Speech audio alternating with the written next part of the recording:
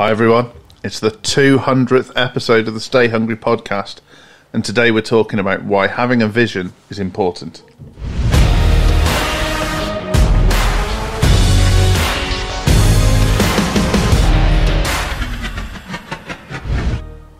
Bloody hell, Andy, 200 episodes. I can't believe it. It's amazing. It's dragged, isn't it?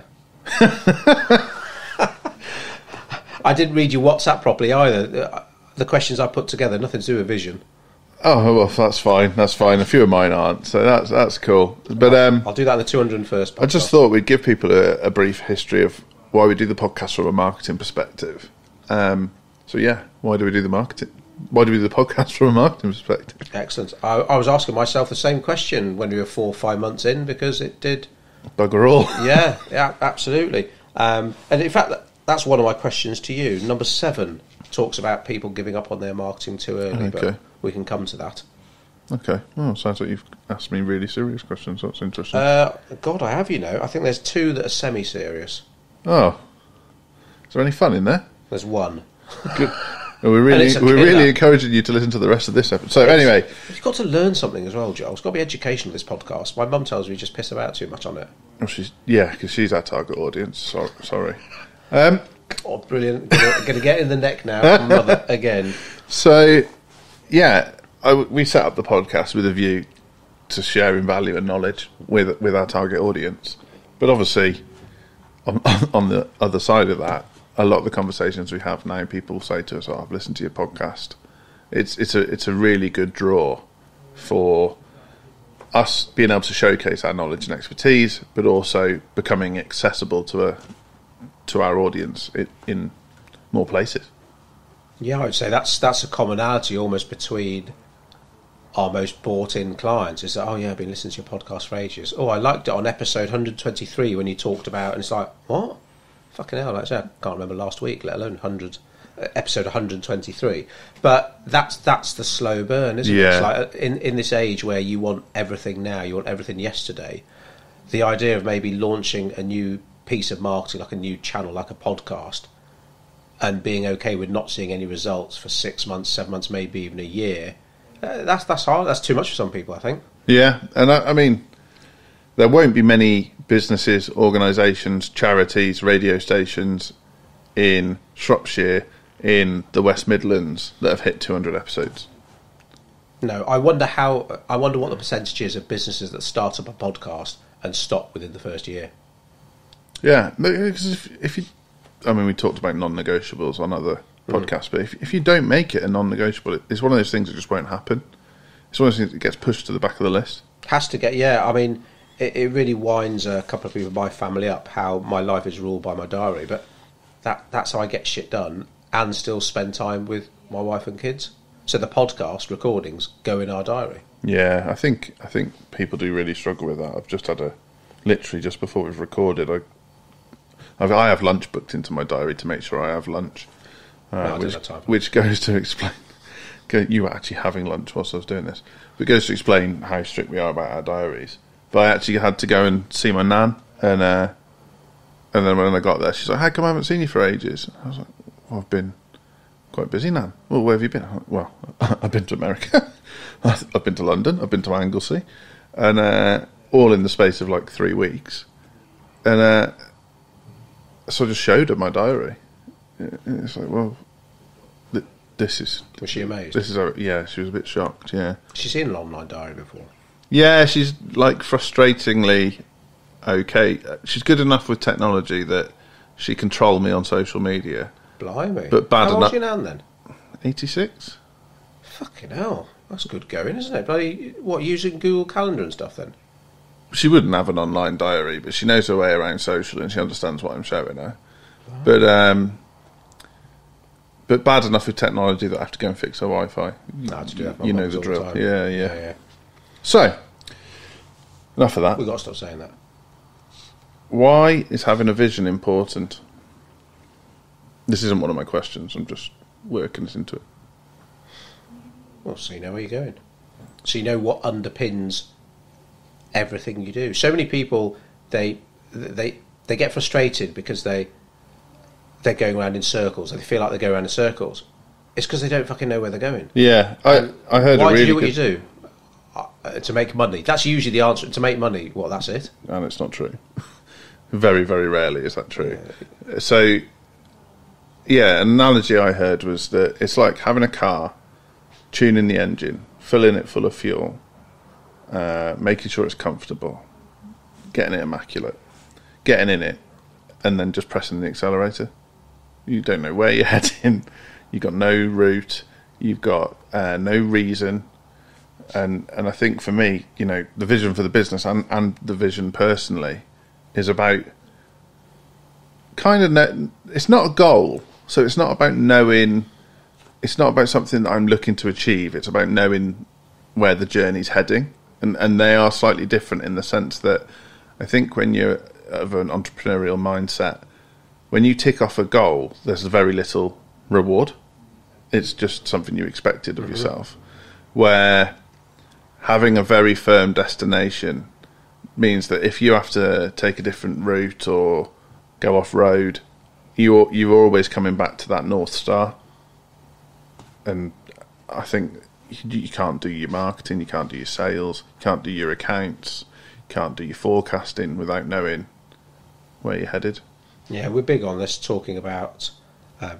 I talk a lot in my videos about the day-to-day grind, because it's so easy to turn up and somehow the shit's going to hit the fan.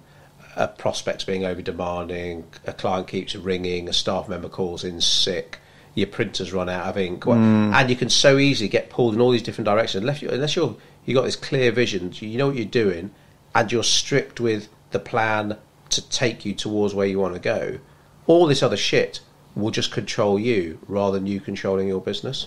And that to have time, dedicated time to work on the income generating tasks, to spend time with your family, whatever it might be, it's got to take priority. But so often it gets to 5 o'clock, you're like, fuck, all I've done today is try and replace my missing staff member, or try and Google ink toner and try and ring back my customer who's not happy. And you haven't actually done what you... So, one of our non-negotiables, at the moment for me, got to make at least 3 calls a day. Or, so whatever your non-negotiables are, write them down, look at them every day. So that's always goes into my journal in the morning. So I start my day with intent. Yeah, I love that. We're getting a bit too deep here, Quite like serious. It. On a similar note, yesterday, I've got a mindset coach, well, as of you. And he made me write... Get your money back. Brilliant. So, he made me write down in the last 7 days all the good things that have happened and all the bad things that have happened. Well, not really. All the things that I've loved and all the things that I've disliked. And then he made me underline the 3 things that I loved the most, the things that really got me ticking.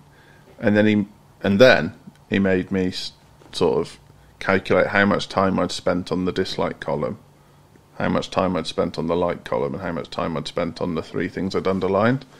And pretty much everyone else that was there, 80% of their time was spent doing the tasks they dislike. Blimey. Did they give any examples of what these tasks were? Were there commonalities? Yeah, a lot of it was admin. But then it was surprisingly, a lot of people don't like quite hefty elements of the business that they've created. And so then we got talking about vision. And it's like, well, your vision can't be right if it's forcing you to do so much. Everyone has to do some things they dislike, but forcing you to do so much that you dislike. And, in our game, that might be email passwords, for example. Don't even go there. But it's that whole... If you're very, very clear on your vision, you can be much clearer on the things you can stop doing. And that's a very powerful place to be. Yeah. Blimey. I should crack on with these questions then. Right. So, it's also important to have a personal vision. Yeah, I haven't got any of that. Yeah. Sorry on my questions to you. Yeah, I know. I'm just setting us up. Okay. So we can get into this with some context, because I know what you like. So, really important to have a personal vision. As a business owner, obviously your personal vision and your business vision need to knit together, because if they don't, at some point there's going to be some confrontation. And if you've got a business partner, even more so. So you and I are pretty attuned with where the business is headed and also kind of what we want out of it. So, go on then. I think we'll do You can interview me first, and then I'll interview you. Okay. I think you got the wrong end of the stick, so you're just going to ask me 10 random questions, but then I'm going to ask you roughly 10 questions about personal vision. Oh, right, okay. Yep. So, question number 1. What's your favourite social media platform to use for business? Oh, Christ. That's got nothing to do with vision. So, that's the most vision-like one in the whole 10. Oh, God. Really? I like Instagram. And the reason I like Instagram at the moment is their collaboration tool. So, and he hasn't even accepted the collaboration yet, so this is a terrible piece of evidence, but I posted a reel yesterday, and within minutes it had had 70 likes. Within minutes. And then a couple of people DM'd me saying how much they got out of it, and I was just like, bloody hell, that's powerful. And, you know, we're fortunate to have had some really heavy-hitting guests on the podcast, and it's just brilliant that I can create a post, use the collaboration tool, and essentially access their audience, and I'm doing them a favour at the same time. Yeah, I love that. On a personal level, I'm not that fussed about social media anymore. I use Twitter a lot because I'm big into NFTs and crypto, and that's where everyone talks before they get into Discord, and I haven't quite... Discord's not really a social media platform, and I think you have to go in deep or not at all, and I'm not sure I'm willing to get too deep into it. So yeah, Maddie uses Discord. Yeah, probably to talk about gaming, I'd have thought. Yeah. Yeah. Talk about Roblox and Minecraft and stuff. I use social media a lot less than I used to. But yeah, Instagram's my favourite too. Can't be doing with TikTok. Tried it. No, just life's too short. I got to be honest. I really enjoy TikTok in terms of. I seem to have got it in a place now where it shows me stuff that it's actually beneficial to me rather than just brain-meltingly funny. Remember we went out for dinner with that guy, and he was saying he'd start looking at TikTok, and before he knew it, he'd look at his watch, and an hour had gone. I don't need any more of that. I just can't get to grips with that. An hour of just looking at these bloody 15-second videos with some crap rap music playing over the background. No. But yeah, TikTok, the way it's going, obviously, yeah, we're using TikTok advertising for a lot of clients. So, blimey, if we can use it to get more results for our clients, happy days, totally on board with that. But as for spending my evening scrolling and scrolling... I mean, my TikTok is mostly haunted by a rubber chicken doing covers of 80s songs at the moment. So, do you ever wonder what like geniuses of yesteryear would think about it? Like the quotes on our wall. I don't know. There's a quote next to me for those of you not watching this on YouTube from Henry Ford, and it says, "Anyone who stops learning is old, whether at 20 or 80." I fucking love that one. I wonder what Henry Ford would think if he walked in and saw people just hunched over a phone, scrolling and scrolling. Not as old as Henry Ford, but there was a time, 30 years ago, where someone thought Mr. Blobby was a good idea. So it's just of its era, isn't it? Didn't Noel Edmonds make millions by betting on Mr. Blobby getting to Christmas #1 or something? Did he? Or was that an urban myth? Because it was his invention, Mr. Blobby, wasn't it? Did he actually come up with Mr. Blobby? I think he did. It was on House Party, wasn't it? Yeah. It wasn't an idea, but I'm sure he won loads of money. Anyway, listen, we're digressing. Question 2. Question 2. Number one thing you do more of if you go back to when you started in business? Oh, so it's a business question. So these personal questions are very business, aren't they? Are we supposed to do a personal business? Yeah, personal vision, this is. Oh, fucking hell, right. I'm just scrolling. Yeah, they're mostly business. Okay, well... It's a business podcast, isn't it? One of us has got to take this seriously. Okay, brilliant. Yeah. I tee it up. How we're going to knit our personal visions into our business vision. And then Andy burns it down. It's pretty much how every day goes at Codebreak. No. Push on your toes. So, what would I do more of? Networking, which is mad, because I went to the opening of an envelope for the first 5 years I was in business. Okay, right, can I stop you there? I know you've got to give a genuine answer to this one, but don't talk about networking, because that comes on to my next question. Okay. But is that the answer? You do more networking? I'd connect with more people. Does that help? Okay. So number 3, does traditional breakfast networking have as many benefits as it used to? So, there's a few elements here. I mean, you're literally just grilling me. This is ridiculous. This was meant to be fun. So, Yeah. I think if you're just starting out in business... You know, I've got a cough. If I open up this cough suite, will it make loads of noise? I'm just going to turn your mic off and talk. So, right, he's back in the game. Yeah, traditional breakfast networking. It's a cough suite. There's a lot of people that go into business from a place of... they've been relatively successful in their careers for a long time. They've got a little black book. They've got contacts. So maybe they start out as a consultant, or they pick up their first few clients literally from people they already know.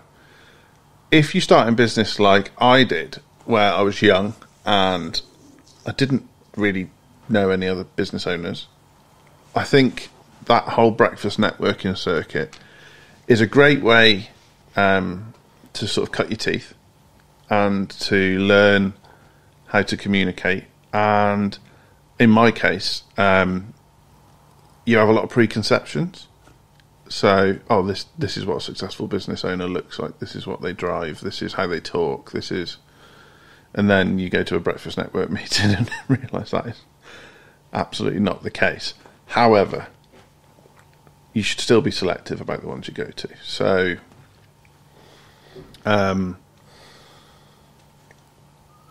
the most successful ones I've seen is where a group of like-minded individuals have set it up themselves together, and then because they all trust each other over time, it opens up referrals and opportunities with their contacts. The worst one for me has always been BNI, where it's like forced referrals and you're sat in a room. I think, and this probably sounds a bit cruel, but you've got to be really wary of the ones that are kind of like a hobby for some people. So they do it for the social aspect, not for the business aspect. I've got no problem with that, but it's damaging for the hungry business owner that wants to grow. You can get lured in on a false pretense. Interesting you said about BNI, because back in the day that was almost the only one available. That's the one I started with. As strict as it is, interestingly, that's still going strong in a lot of the country.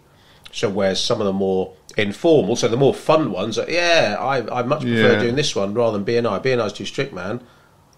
Some of the informal ones have like died a death, whereas BNI that has that rigid structure that isn't for anyone and everyone, and it certainly wasn't for you or me, but it clearly works at some level for some people. Yeah, and I think the beauty of BNI, after I've just slated it, I should probably, is if you go into that environment, you're far less likely to be surrounded by junior employees of an accountancy firm or a solicitor firm, which in a lot of like local networking, you can often find, and rightly so, those firms use it to send those people out to teach them how to communicate and to see how committed they are. But it's no good to you, the business owner that needs someone to talk business with. So I think all forms of networking are always going to be important, but you've got to be selective with all of them. So, Joel Stone, I ask you again, does traditional breakfast networking have as many benefits as it used to? Yes. Oh, okay. Brilliant. Excellent. Number 4. Yep. Are you ready? It's a deep one. It's about personal vision. Okay? Oh, are you sure? Have you just changed it? It is. Who's your favourite Goonie? Oh, God. Have you done this on purpose? No, I just didn't read your text properly. No, as in like this question. No, why? Please tell me you've seen the Goonies. I hate the Goonies. No! Yeah. How did I not know that? What? Why?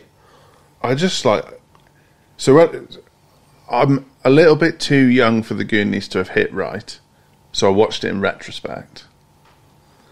So my film of that age was Hook. I loved Hook.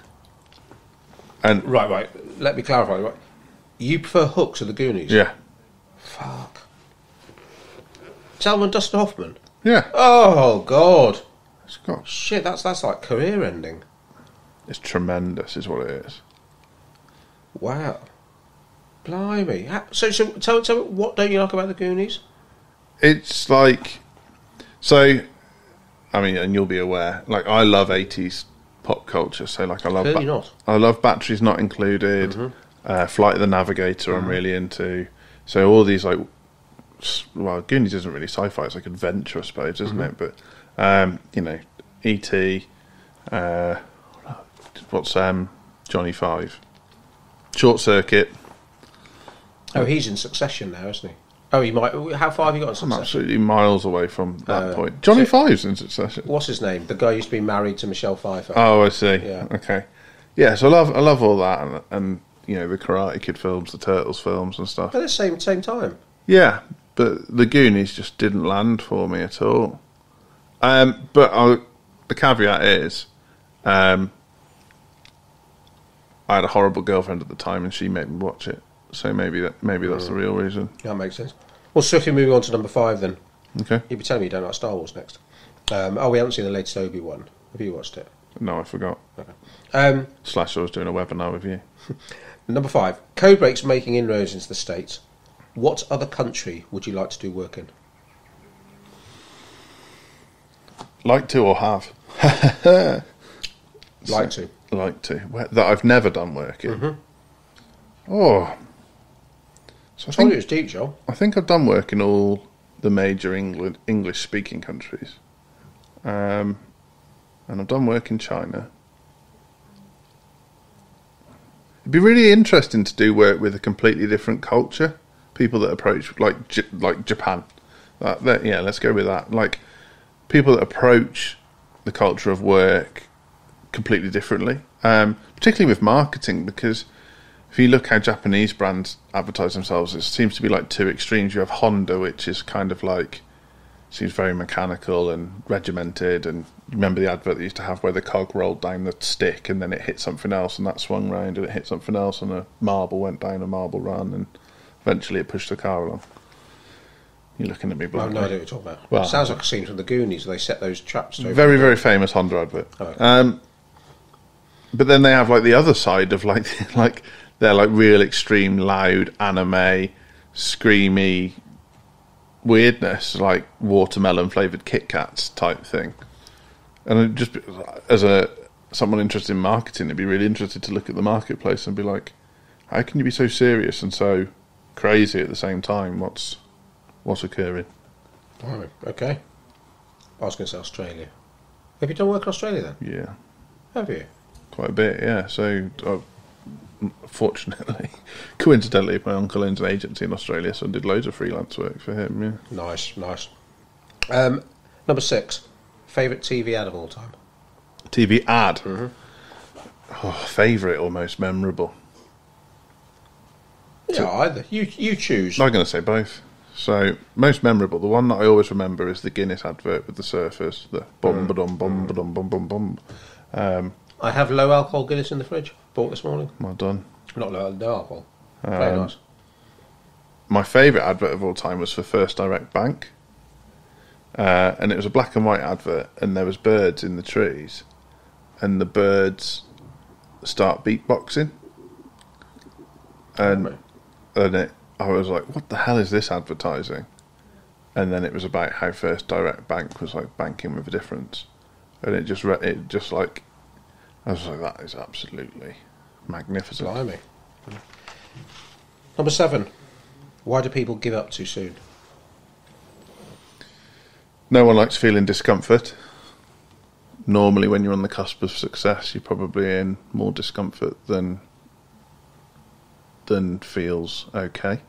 I think we're very, very fortunate to live in a society where a lot is available to us now, so it's much easier to give up.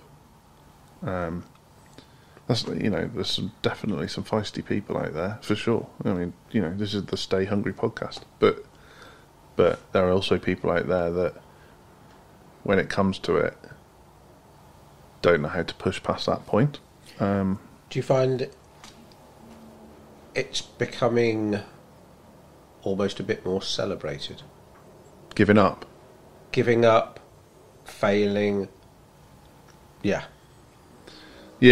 So I used to have a real fear of failure, and I've taught myself there's no such thing, which has really helped, because as long as you learn something from your losses, it wasn't a failure. But then, and I know what you're getting at. That certainly, that whole everybody at school gets a medal no matter where they come in the race thing really concerns me, because you don't learn your biggest lessons from your victories. You learn your biggest lessons from your losses, and it's okay not to be good at everything as well. And even in a business environment, you know, we've got people in our team who are really good at certain things, but they're crap at other elements of marketing, and that's okay, because that's why we have a team. And this kind of like self-congratulate, I don't even know how to say that word, but that self-congratulating, celebratory nonsense where it's like, oh, well done, you showed up.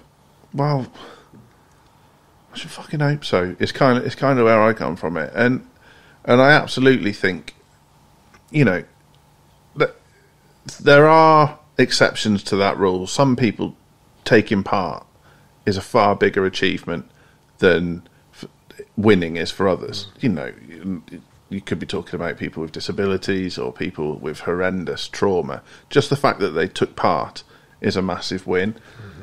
But if you're kind of on a level playing field, I don't buy it. And like you and I, we've both been through stuff, and we still show up. Like, there's just no excuse. It's a bit like there's no excuse for being late. You just do show up.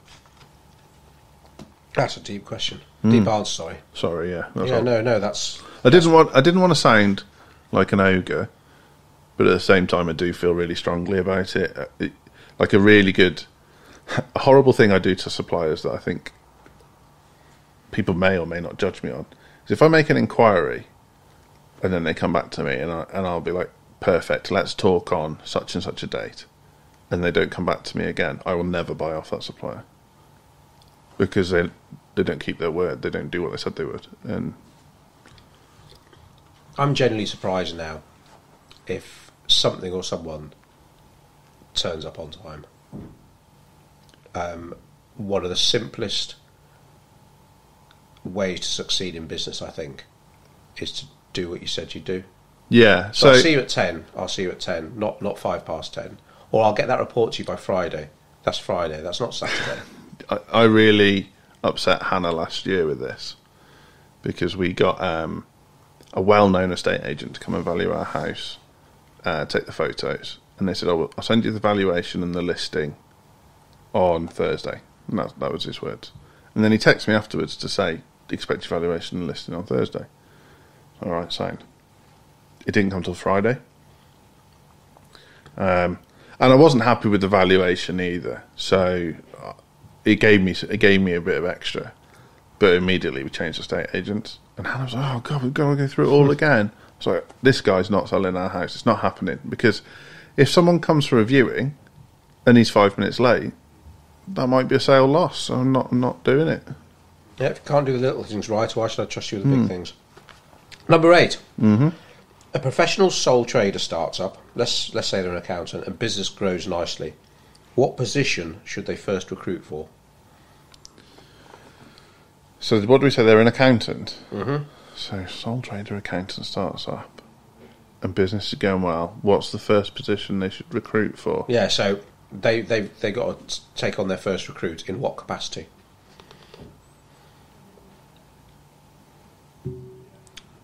Entirely depends. There's two questions they need to ask themselves.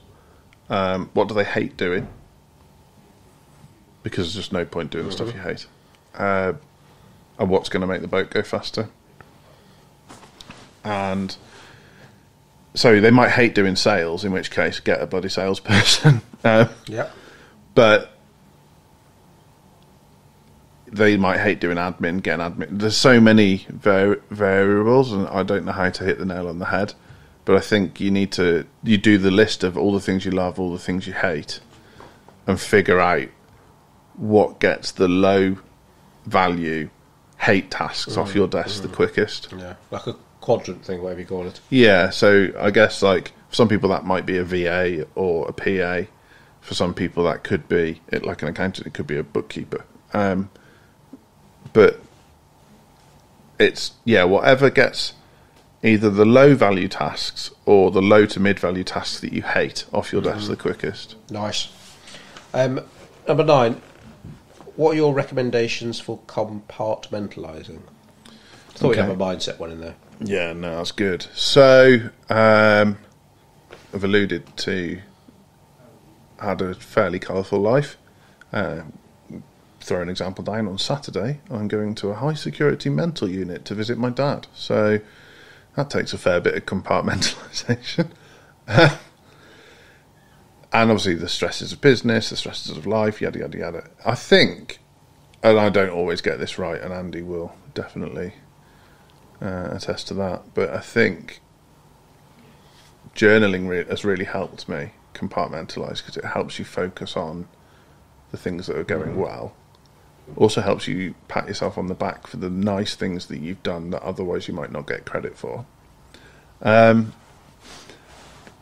I think I try and do it with a bird's eye view.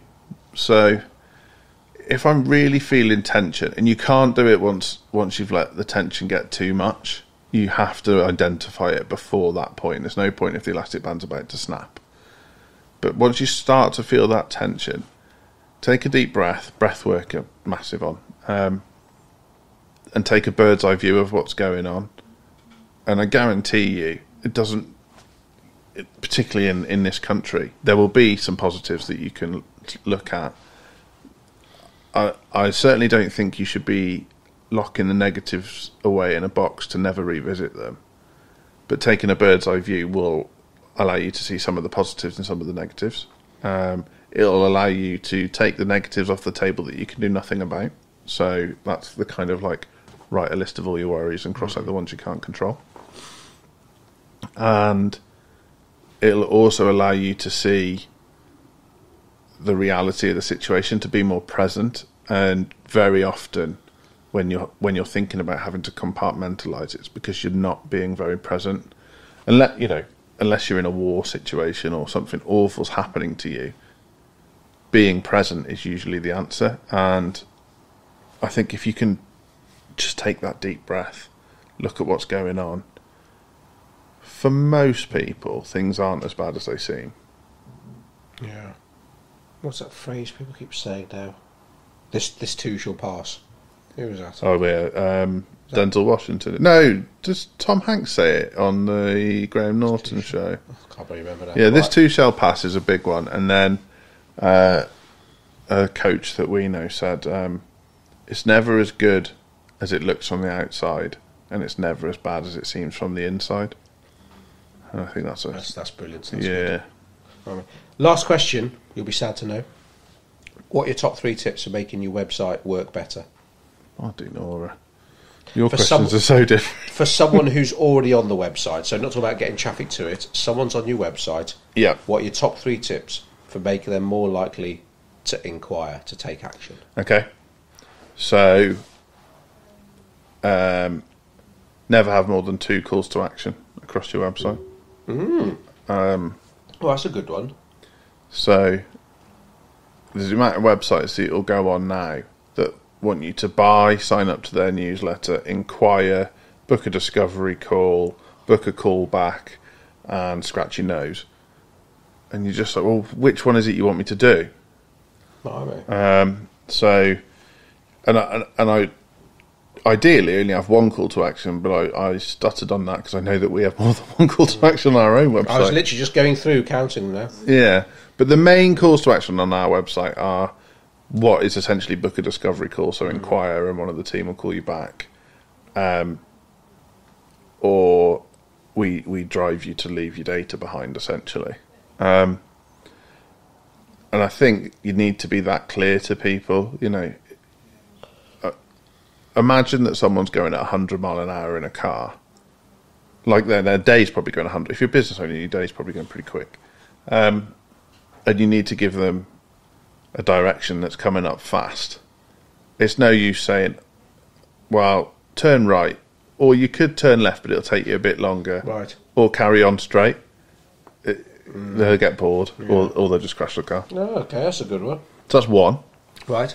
I don't think in this day and age anyone should ever be on a site where at any point, whether they're on a phone or a laptop, it isn't easy to find your way around, and sometimes you can be at a point where you've scrolled to, and you're like, well, how do I get to this bit, or how do I inquire, or how do I get back to the top, was one that me and you were talking about the other day, or how do I find out if this company's legit?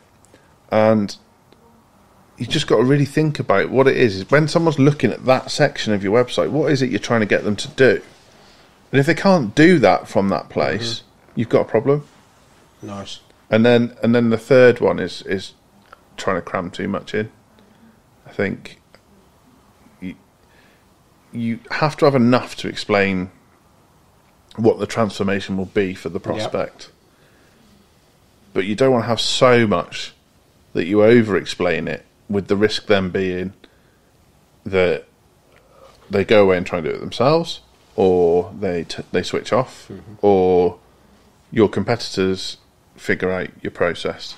And that's an art, because, I mean, even our website, the length of the copy, the amount of images has fluctuated loads over time. But there's a lot of websites out there that are style over substance, and there's a lot of websites out there that are, I don't know what the word for copy over substance is, but they just drivel on. So, yeah. Cool. Yeah, I think when you love what you do, it's easy just to write and write and write and write. And sometimes, you give so much rope, someone hangs himself. Like you say, all this stuff that they want, and they're like, yeah, brilliant, brilliant, brilliant, brilliant.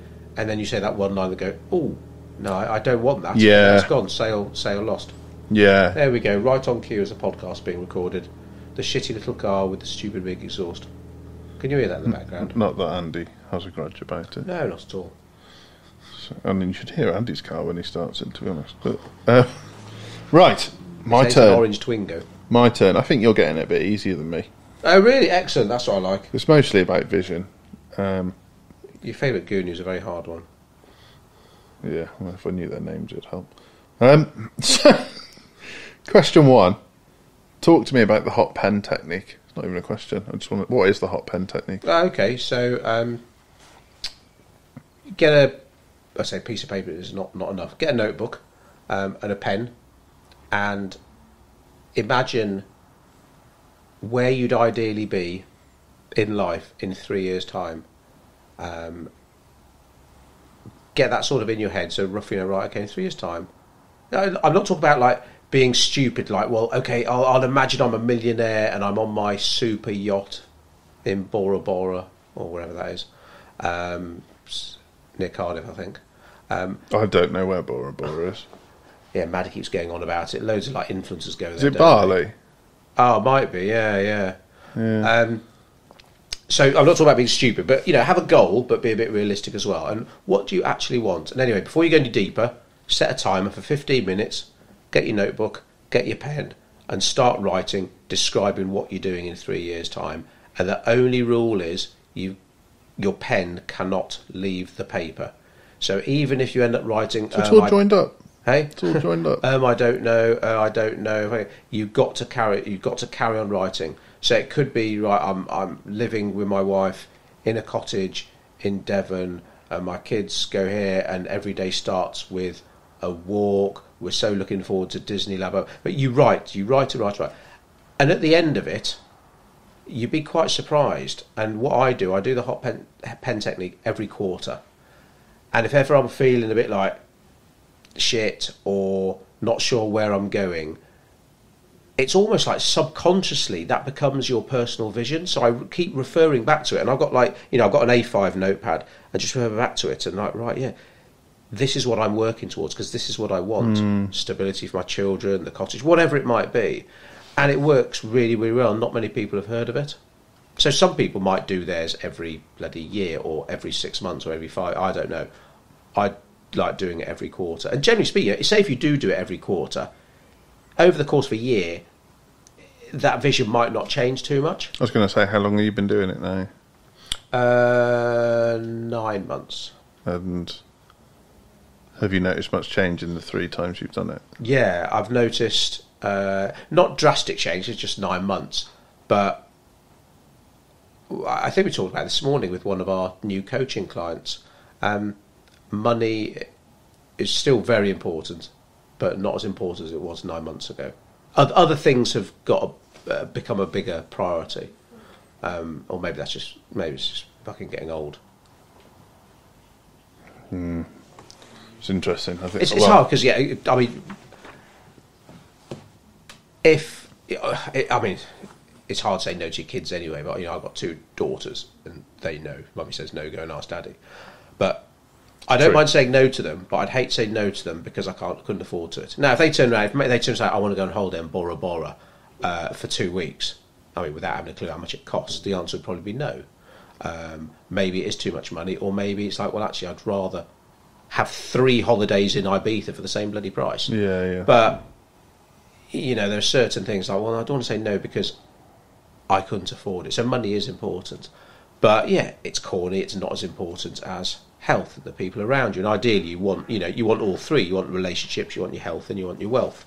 But in terms of that freedom, which has always been important to me, often talk about a friend of mine who's mega loaded, and you think he has it all, but when I got the opportunity to go to get some tickets, like VIP tickets to a Star Trek convention, get to meet like William Shatner, I called him up all really excited, and he was like, I can't do this weekend, I just got too much work on. I'm like, well, you're fucking let bloody your team do it. No, honestly, I've got this. And I was like, well, so I'm not saying he's not happy. I'm sure he's very bloody happy. But for me, I was like, there's financial wealth and there's time wealth. To get a balance of the both. The hot pen technique, found it very good. If you think it's a load of bollocks or a bit woo-woo, just try it, because I thought it was bollocks 9 months ago. But I thought, well, I'll give it a go. And it's surprising, because I think the theory is, I'm sure you can Google it, I'm sure the theory is, because you can't stop writing, that your subconscious does come through. Yeah. And maybe it's like, oh, right, look, I haven't mentioned Disneyland once, whereas I thought all I really want to do was be able to take the kids to Disneyland. I'm talking about a cottage by the sea, so yeah, it's cool. Yeah. So, on that note then, what is your vision, your personal vision? You're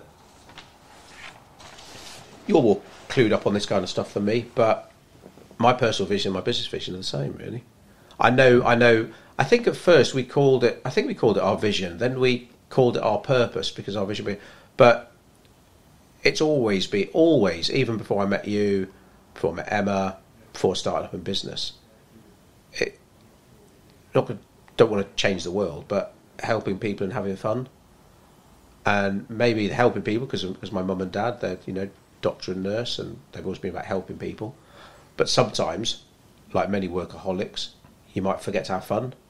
And so even though it's all weird that's become Codebreak's mantra. I had a massive realisation on this in the last 12 months, and I'm still struggling to come to terms with it now. But and I think you go through the same, to be fair. Sometimes we help people when we shouldn't. Massive. Yeah, massively. Like my dad did. Yeah. And so, you justify it to yourself. So you'd be like, oh, they haven't got any money, but they could really do with my help. Or they've been unwell, so they need my help. Or they're a nice person, so they deserve my help. Whatever it is, you to justify it. And I've only recently realised that that's my own ego. And that's a really tricky thing to say to yourself. Right, if you're convincing yourself it's the right thing to do because you're a nice person, that's your ego, and that's a really. That's why many people don't donate anonymously to charity. It's really different.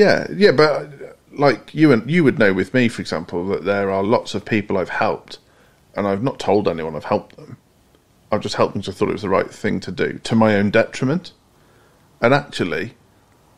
When I take a step back from that, that's negatively impacted my wife, maybe my family, my home life, maybe the business.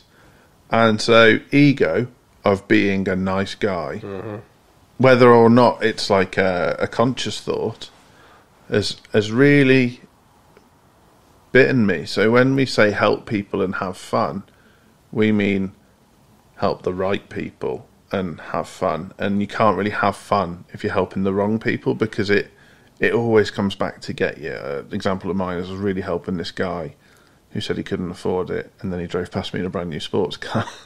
And I was like, oh, that's really hurt. Or, I've got situations with family members where I've really, really helped them, and then it's just bitten me in the arse, basically. Yeah, I mean, it's hard because you're not going to stop helping me, but like you say, you'd be more selective of who you do help. Because the other fact is you can't help everyone. And it's hard. That's probably what I have to work the hardest at not being bitter about, is when I know I've sacrificed time with my wife and kids to help someone, and there's just no gratitude for it, and in the end, somehow I'm still labelled the bad guy when all I've tried to do is bend over backwards to help them. And I can almost understand, there's a lot of fucking hard-nosed people in business, but sometimes I can see the appeal of that. Yeah, they don't get mugged off, and I hate feeling mugged off. So I guess like my gauge for it now is if it's a client or a supplier or a prospect, have I done what I said I would do? And if the answer is yes, then it's that whole take a bird's eye view thing. So I've done what I said I'd do. So now take a bird's eye view. What's the right thing to do moving forward? And if giving them a bit of help is the right thing to do, fine. But my gauge now is this adversely affecting my wife? As in, am I spending less time with her? Am I coming home stressed? Am I unable to sit and have dinner with her that evening? Because I've helped someone beyond what I promised to do. It's like going the extra mile, but don't run the extra marathon. Yeah. And sometimes you think, shit, I've done a lot more than the extra mile. We've both seen our dads do that. Yeah, and I think sometimes there are some people out there that, not maliciously, but you go more than the extra mile and they'll take advantage. And you're the one that will perhaps get used a little bit more than someone who is a bit more hard-nosed and will say, no, fuck off. Yeah, the whole, that's not what we agree. If you want something doing, ask someone who's busy, almost. Yeah. So my next question kind of has been answered, but the question after that, so this is a deep one. Oh, go on. Pre-COVID... Who's your favourite Star Wars character? Yeah. No, pre-COVID... Who would yours be? Han Solo? Favourite Star Wars character. Or was that just too cliched? Max Rebo. Which one's he? The blue elephant. Plays in the band in Jabba's palace. You must have been happy when the director's cut came out then, or whatever it's called. Is he in it more, is he? Yeah, they do the whole song, don't they? Oh, do they? Yeah. Is that when they did the VHS director's cut? Must be when Jabba was a slug. Yeah. Sorry. Why, who's yours? Not Max Rebo? Surprisingly, no. I've got to be honest, I really am enjoying Obi-Wan. Not obviously the original Alec Guinness wasn't in it too much. No, it'd still be Han. Always was as a kid. Was it? Always. A kid? Because obviously Yoda's a bit of a go-to when you're a kid. Nah. He ain't got a blaster. He's got the bloody Force. Yeah, he doesn't do much with it apart from in the original trilogy. Yeah, he just lifts up a plane. Raises a ship and messes with some pebbles.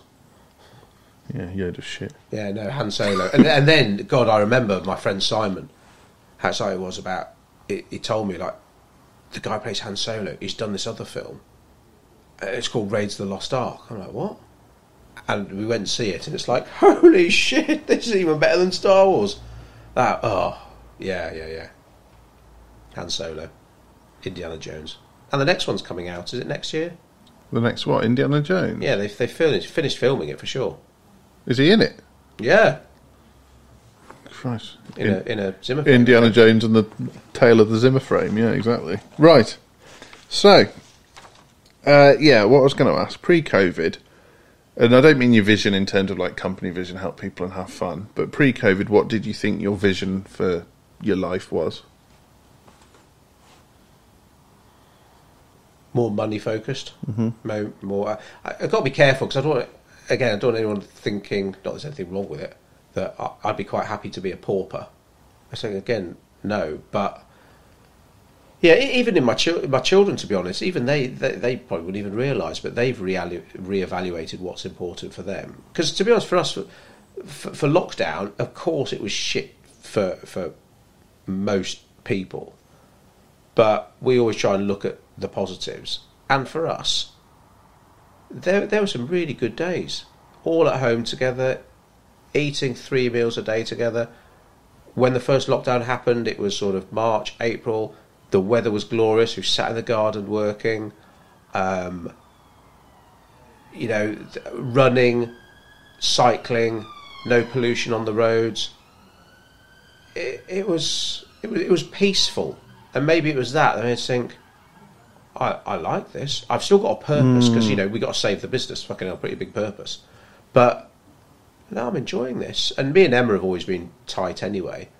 As in tight together, not like tight as duck's arse with money. But it brought us even closer. And yeah, we've got a cool, good thing going with Emma and the girls. And even like Maddie said, Maddie's the one who's obsessed with Instagram and Bora Bora and stuff. But when they're talking about a holiday, they say, well, where should we go abroad? Because obviously we haven't been abroad for 2 years, whatever it is. And turned out her favourite holiday was going to Bluestone in Wales. So not going to Ibiza or Mallorca or Minorca or Turkey, going to a log cabin in Wales where it pissed down for most of the weekend. So it's like, shit. So even Maddie's realising what's really important, and it's about being together. And ideally it wouldn't be raining, but just having that kind of time. Because I know when the girls were younger, when we go on holiday abroad, business was younger, so I was on my phone a lot more, and I know they know that. And to go away now that I've got my priorities more in order, that I'm a bit more present. So yeah, I think that's massive. I mean, the first thing we did once lockdown lifted was move back to the countryside. It was just like, let's get out to the peace and quiet. And going to visit our friends in London. As great as much as we loved London, we're going around Regent Street, Carnaby Street with the girls, and it was great. And we go to some bars and restaurants and sat in Wagamama's. And it's like, shit, Keith Lemon's come and sat next to me. It's just like, it was lovely being back in Covent Garden. But fucking hell, I couldn't live there again. Yeah, and not unless I was a multi-millionaire and had a house in Chelsea. That'd be all right. Would it though? Like that's what's interesting, isn't it? It's like when you're forced into a bolt hole. Yeah, one I could just go to for the weekend. That'd be cool. When you're forced into lockdown, it very quickly makes you realise everything you've got, and it very quickly makes you realise that the things you haven't got don't matter very much.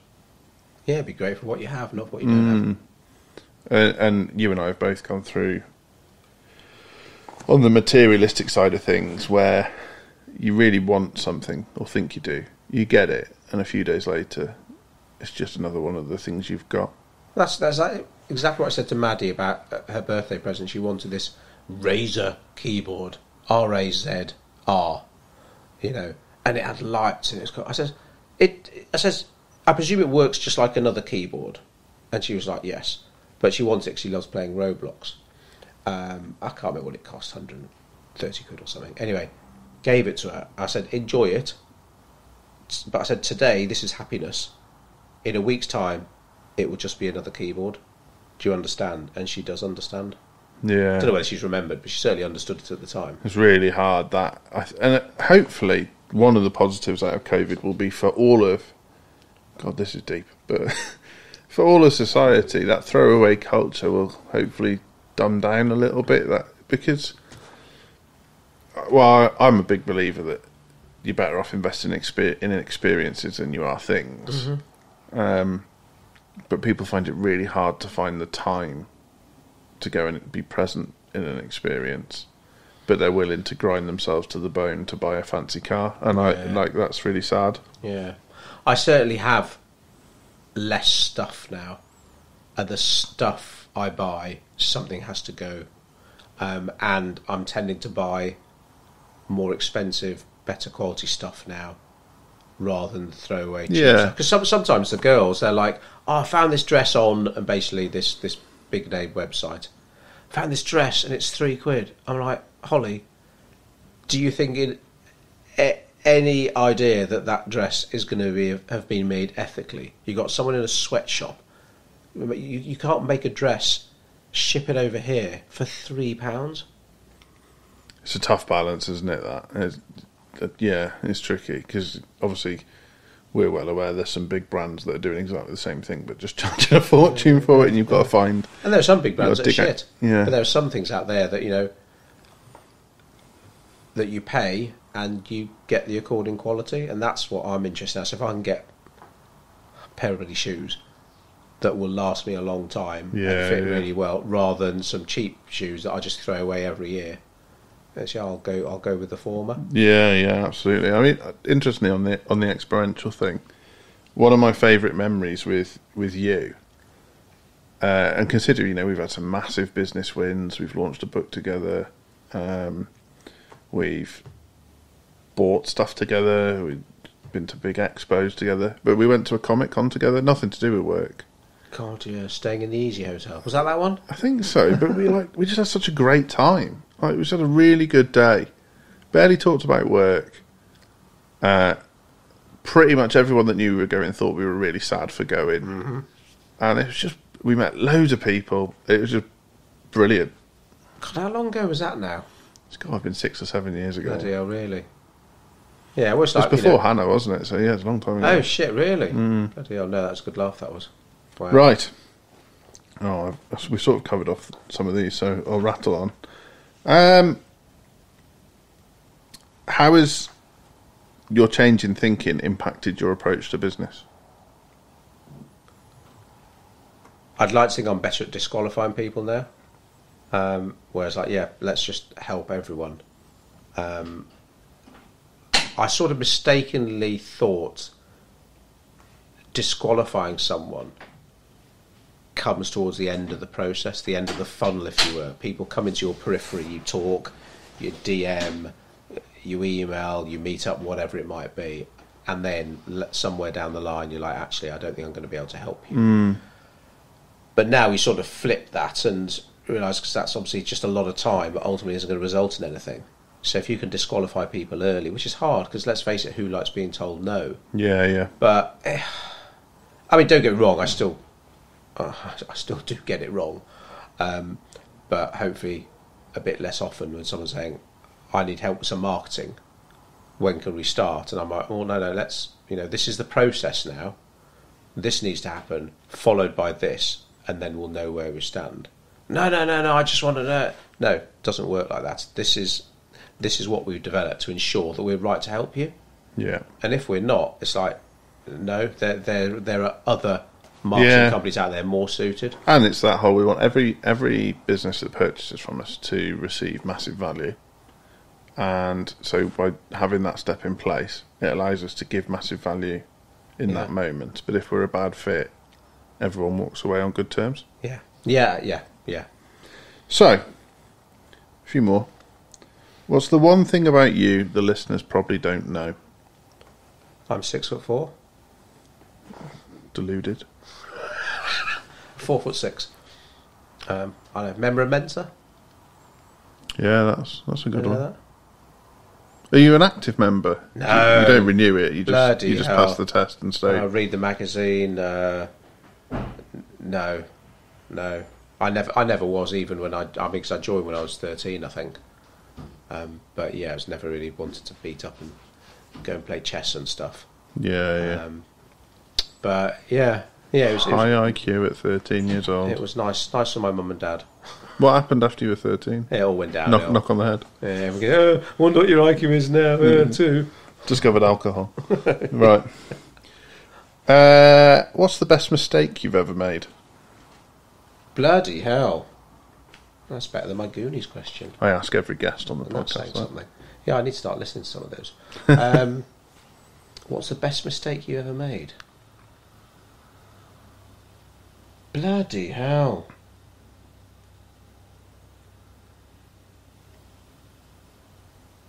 Wow, that is shit. That really has got me thinking. Can we play some music or something in the background whilst I...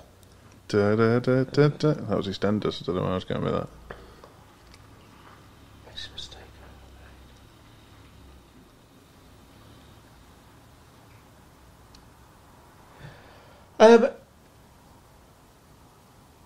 I was going to say it was to do with... God, this was years and years ago. it was something like, I sent an invoice, a client who were just doing some local online advertising for. They wanted some print doing. That's it. They wanted some print doing, and obviously we did local online advertising. But somehow we invoiced them for the print, and it was like shit. I better figure out how I can get this stuff printed then. And obviously, called a few print houses, and luckily got a marketing background, so sort of knew what I was talking about. And I was like, here you go. The client was happy. That's obviously the main thing. The client was happy. I thought, I've actually made some money on that. And so, right, okay, well, I now offer print services. And I said, well, what else should we offer? And what about web design? Did I know anything about web design? No, I could copyright for a website. But there must be people out there who I can outsource to. And then our local online advertising business became a bit more of a marketing agency. So off the top of my head, maybe that was it, because I suppose that's where things started snowballing. And people are like, could you help with this? And I know there's that Richard Branson thing about say yes and try and figure it out later. And now sometimes that's totally bitten me. But it's like, could you do this, Andy? Yeah. Can you do? Yeah. Say yes, and Joel will figure it out later. Find a freelancer, find someone. They'd obviously started recruiting and stuff. And maybe that. Nice. And I was one of your first freelancers for content for the in your shiny listeners. suit. Yeah, my shiny suit. Yeah. Right. Last question. What's your favourite film and why? Not The Goonies. Oh, Aliens. Oh, right, that was easy. Yeah, I watched it the other night. Why? Because it's not quite as good as Alien, but because it's one of those very rare occasions where it's much better than the original. Even though intellectuals always like to say no, Alien's much deeper, you see, and it's got a couple of thespians in it. One's a horror film, one's an action film. Yeah, Alien's much better. Godfather 2, Aliens, not Temple of Doom, obviously. I was going to say Terminator 2. Although I did enjoy Temple of Doom. Obviously, it wasn't a patch on Raiders of the Lost Ark, but then they bounced back with Last Crusade. That was fucking awesome. Aliens, because love the characters, love the action, and I did like that genre change, because I loved Alien, still do, but if I was having a drink with Emma, so if we were back drinking again, it's like, should we watch Alien? We'd probably start it for when the guy comes onto the ship with the egg in him. When it kicks off. Yeah, when it kicks off, basically. We did. I got to be Emma and I. There's about 45 minutes before that as well, isn't there? Oh, more than that. Yeah. I think it's we watch quite a lot of TV together. We've got similar taste, but yeah. So action. Sometimes we'll be watching Aliens like we were the other night. All right, what's Statham done? We'll watch a Jason Statham film. So yeah, do like action. Very rarely will we do sort of art house and stuff. Yeah. Subtitles, no, can't be asked with that. Aliens, there we go. What's yours? Place Beyond the Pines. Don't say bloody Beyond the Pine Tree or whatever it was. Art house film. Something about pineapples. Yeah, why? No, Place Beyond the Pines. So, it's a film in two parts. The first part is about two blokes, and the second part is about how the behaviour of the two blokes impacts their children when they grow up. And at no point, yeah. Any aliens in it?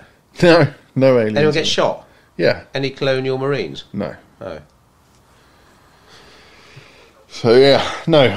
And of course, I think maybe Aliens was cemented for me when we went to that Comic-Con and we watched a live Q&A with Bill Paxton, who was of course Hudson in Aliens.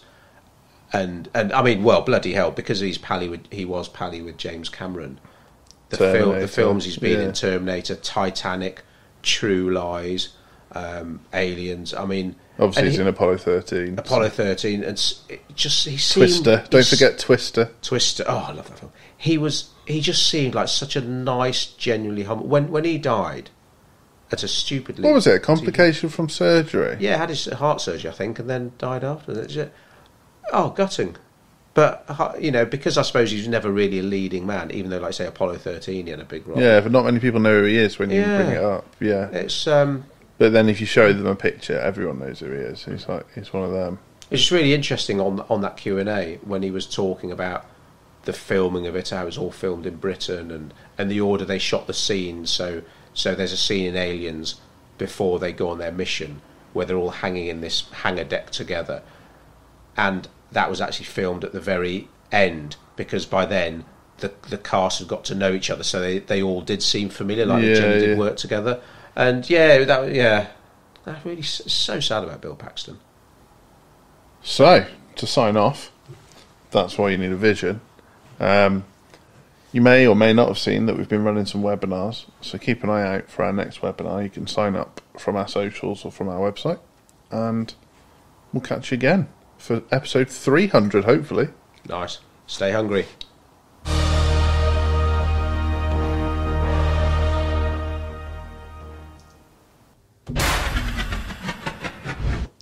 You've been listening to the Stay Hungry podcast. Don't forget to subscribe, share, leave us a review. I'll love you forever.